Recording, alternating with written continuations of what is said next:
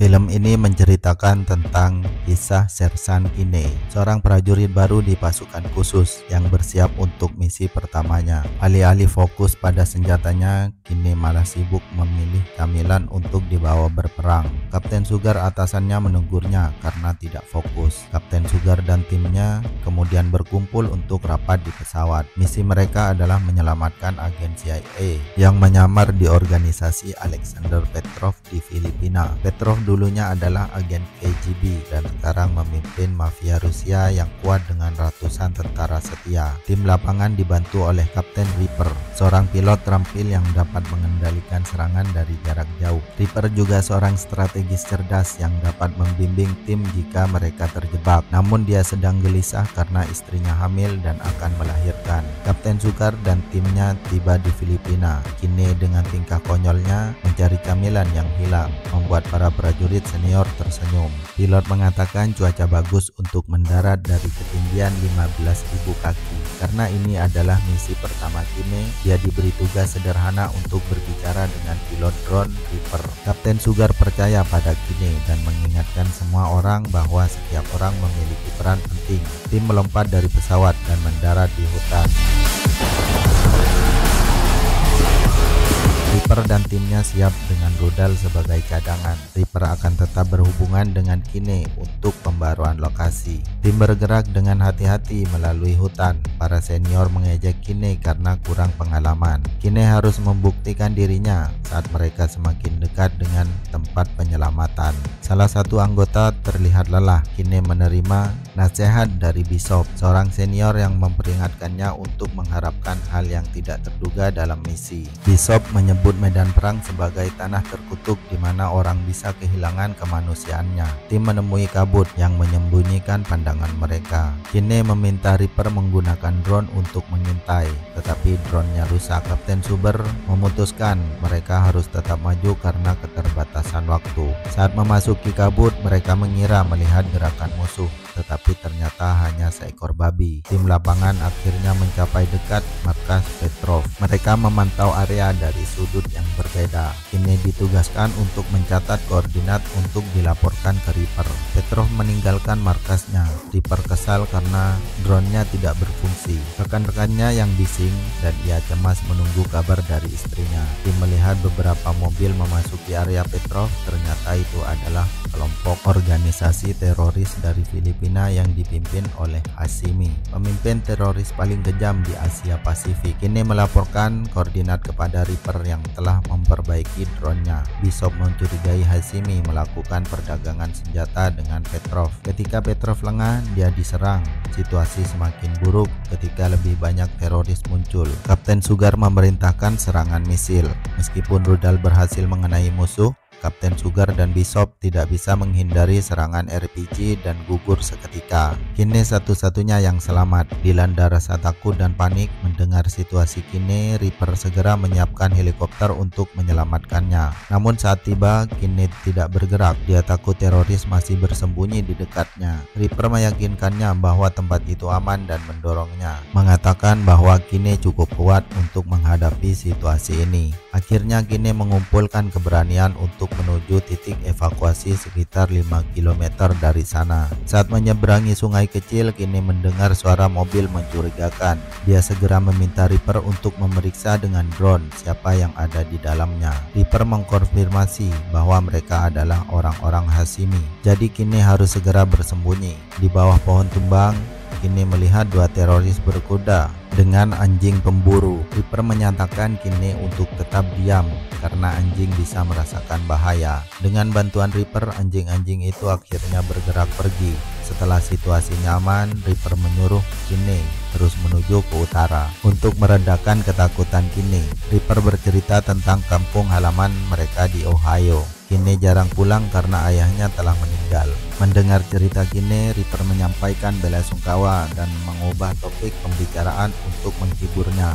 Dia bercerita tentang pertemuannya dengan mantan istrinya saat bertugas dan bagaimana mereka berdua menyukai makanan yang sama. Namun istri saat ini tidak memiliki selera yang sama karena dia seorang vegan. Kine mencapai titik penjemputan dan helikopter siap membawanya kembali ke pos militer terdekat. Namun saat dia hendak naik, teroris menyerang dan tim penyelamat harus membatalkan misi karena bahaya. Kine harus menghadapi teroris sendirian. Reaper meluncurkan misil lain untuk menciptakan gangguan agar Kine bisa melakukan serangan balik. Setelah aman, Kine menghubungi Reaper dan meminta titik evakuasi baru. Kali ini dia harus trekking ke atas bukit karena titiknya ada di balik gunung. Saat mereka melakukan perjalanan, Reaper memulai percakapan dengan Kine dan menceritakan sedikit tentang masa lalunya. Dia bercerita bagaimana dia ingin menjadi pilot tempur tetapi ditolak. Jadi dia menjadi pilot drone yang mengendalikan pesawat dari kantor. Kine merasa kasihan padanya dan begitu fokus pada cerita tersebut sehingga dia tergelincir dan jatuh ke sungai. Untungnya Kine tidak terluka serius, tetapi dia kehilangan senapannya dalam kejadian itu. Dua teroris melihatnya dan Kine harus melawan mereka hanya dengan pistol. Untungnya Kine berhasil mengelabui para teroris, namun dia membuat kesalahan dengan menunjukkan dirinya terlalu cepat. Teroris menangkapnya dan memutuskan komunikasi dengan Reaper yang tidak bisa melacaknya dengan drone. Sementara itu Reaper bertanya kepada atasannya apakah mereka bisa melanjutkan misi untuk menyelamatkan Kine. Meskipun dia seharusnya pulang dan menemani istrinya yang sedang di rumah sakit, Kine terbangun dan menemukan dirinya terikat dan disiksa oleh orang-orang Hashimi. Reaper dan asistennya mencoba melacak lokasi Kine. Mereka menemukan dua titik yang berbeda, satu di Kamen dan lainnya di Yaman. Sementara itu seorang pria misterius tiba di pos teroris di hutan. Dia adalah Kapten Sugar yang semua orang kira sudah mati. Dia dengan cepat mengalahkan dua teroris di pos dan menemukan Kine yang sedang ditawan. Kapten Sugar menjelaskan bahwa dia dan Bishop selamat dari serangan, tetapi Bishop telah ditangkap oleh orang-orang Hashimi. Dia ingin bantuan Kine untuk menyelamatkan Bishop. Sebelum pergi, mereka mengambil semua senjata dari pos tersebut. Dalam perjalanan, Kine menunjukkan keterampilan yang tidak dimiliki oleh orang lain. Dia dapat mengirimkan sinyal hanya dengan menggunakan baterai dan botol. Awalnya Kapten Sugar skeptis, tetapi Kine berhasil menghubungi Reaper dengan cara ini. Reaper memberitahu mereka bahwa agen CIA yang mereka cari telah ditemukan di markas Petrov. Namun Kine bersikeras untuk mengikuti rencana Kapten Sugar untuk menyelamatkan Bishop terlebih dahulu. Kapten Sugar dan Kine tiba di dekat markas Petrov yang sekarang dikuasai oleh kelompok Abu Sayyaf. Mereka mengamati area dan merencanakan cara menyelamatkan Bishop yang mungkin ditawan di sana. Hanya berdua, Kine mengusulkan serangan diam-diam dengan dukungan drone yang dikendalikan oleh Reaper. Reaper akan menyerang 3 titik kunci di markas untuk menciptakan gangguan dan memberi kesempatan pada Kapten Sugar dan Kine untuk masuk ke basis Petrov. Terkesan oleh strategi Kine, Kapten Sugar memujinya karena pemahamannya tentang taktik gerilya meskipun Kine dipukuli dan diperlakukan rendah oleh orang lain. Kine membuktikan kemampuannya ketika rencananya ditetapkan.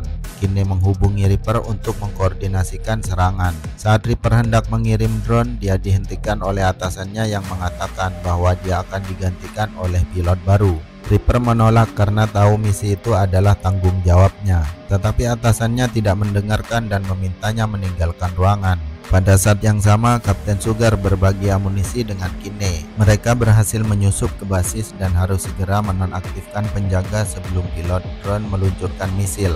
Berkat kerjasama tim, mereka berhasil mengalahkan orang-orang Hashimi, tetapi Kapten Sugar terluka dan mereka semua tertangkap. Tak lama kemudian, mereka berada di penjara gelap dan dipukuli hingga tidak bisa melawan.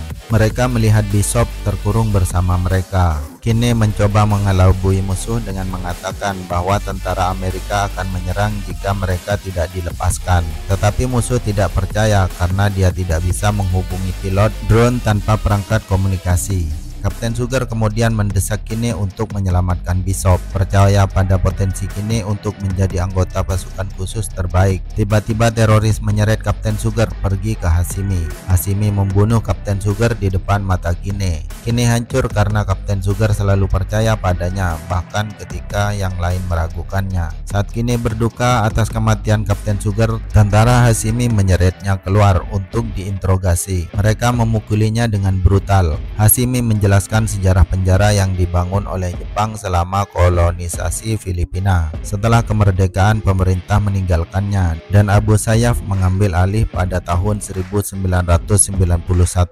Hashimi mengancam Kine, tetapi Kine dengan berani mengklaim bahwa timnya akan menyerang dengan misil. Hashimi marah dan memukulnya, menuntut untuk tahu apakah ada anggota tim lain yang tersisa. Kine mengakui hanya Bishop yang tersisa, tetapi Hashimi memerintahkan anak buahnya untuk menenggelamkan Kine dalam tong. Sementara itu, pilot drone baru tidak dapat mencapai Kine, jadi dia meluncurkan misil sesuai rencana. Penjara meledak, tetapi Kine masih berada di air dan selamat. Dia menemukan Bishop dan seorang tahanan lain yang merupakan agen CIA yang mereka cari. Kine membantu agen CIA itu keluar dari sel dan mencari Bishop bersamanya. Mereka bertemu dengan Hashimi yang selamat dan ingin membalas dendam pada Kine.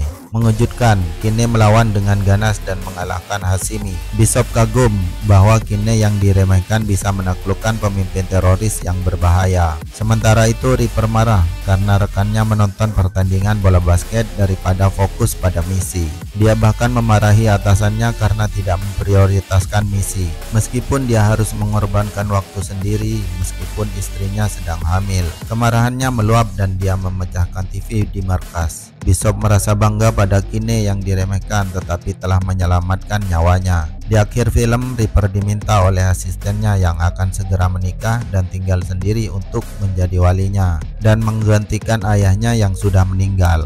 Mendengar itu, Reaper dengan senang hati menerimanya, menyentuh hati asistennya. Akhir kata, Kine pahlawannya. Wassalamualaikum warahmatullahi wabarakatuh.